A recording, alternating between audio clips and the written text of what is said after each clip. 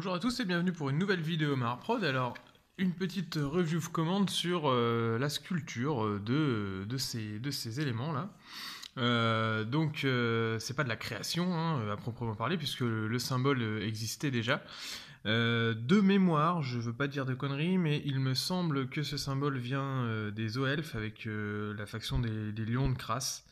Qui était une unité d'élite un peu avec des haches, ce qui pour des elfes, pour des hauts elfes dénotait un peu, mais et puis des grosses capes blanches avec toute une iconographie autour du lion. Et l'idée pour cette commande, c'était donc de reproduire ces symboles en relief pour qu'ils puissent être installés sur des portes de Rhino Space Marine et également pour ces deux petites icônes-là sur des épaulières de Space Marine et donc former un symbole de chapitre à part entière. Et en fait, ils existaient que dans un seul profil, c'est-à-dire celui qui regardait vers la gauche, et il fallait que je fasse celui qui regardait vers la droite ou l'inverse, je sais plus bien. J'ai simplement réimprimé le symbole sur un papier avec différentes tailles pour bien checker la bonne taille. Et puis surtout après la technique c'est j'ai posé un collant, un, un comment un plastique transparent par-dessus qui puisse me servir de base pour resculpter et que ça colle pas et que ça puisse se décoller facilement au niveau de la pâte par-dessus ce que j'avais sculpté. C'est quelque chose qui peut vous servir pour plusieurs techniques, que ce soit pour faire des capes ou des drapés. Vous posez ça sur un plastique comme ça, et ça vous permet de travailler les choses lisses et puis ensuite de les décoller facilement.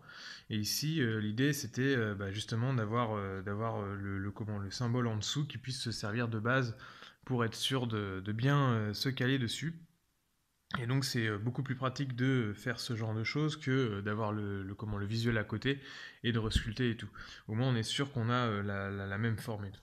Donc là on a ce symbole-ci qui est donc sculpté à taille de porte de Rhino, une porte de Rhino qui va faire à peu près ça, et donc ça va pouvoir se mettre au centre, que j'ai fait en Magic Sculpt. Donc j'y suis allé d'abord en faisant la collerette, puis ensuite la tête en commençant par le museau, puis en finissant en faisant des coups d'outil pour donner les volumes sur le côté du crâne et puis ensuite l'œil et en rajoutant l'oreille à la fin.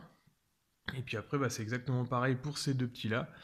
Sauf qu'ils sont beaucoup plus petits, donc celui-là il pourra s'installer sur une épaulière Space Marine on va dire, et celui-là sur une épaulière de Scout, ou voir les deux enfin celui-là sur une épaulière Space Marine également, enfin Scout également, et puis celui-là pour faire d'autres petits éléments. Euh, voilà ce que ça donne en zoom, si vous voyez les détails, sachant que bien sûr plus c'est petit, moins c'est facile de faire vraiment les détails fins, donc forcément certains éléments sont un tout petit peu simplifiés sur la version la plus fine, et donc on a un bon rendu avec ceux-là, forcément parce qu'ils sont plus grands. Et l'idée c'était de donner un volume mais assez faible, de façon à ce que ça soit plat, et surtout que ça puisse être reproductible facilement, c'est-à-dire avec un tampon par exemple de Yumaru ou de l'Instant Mold, il suffit d'appliquer par-dessus, puis ensuite de coller de la résine à l'intérieur pour faire facilement des symboles qui iront se coller un peu où vous voulez pour créer votre propre chapitre. Donc voilà pour cette commande, à bientôt pour une autre review et puis d'autres tutos figurines. Merci de vous abonner, hein, ça fait avancer la chaîne et puis moi ça me fait plaisir, et n'hésitez pas à commenter sur mes vidéos. À bientôt à tous.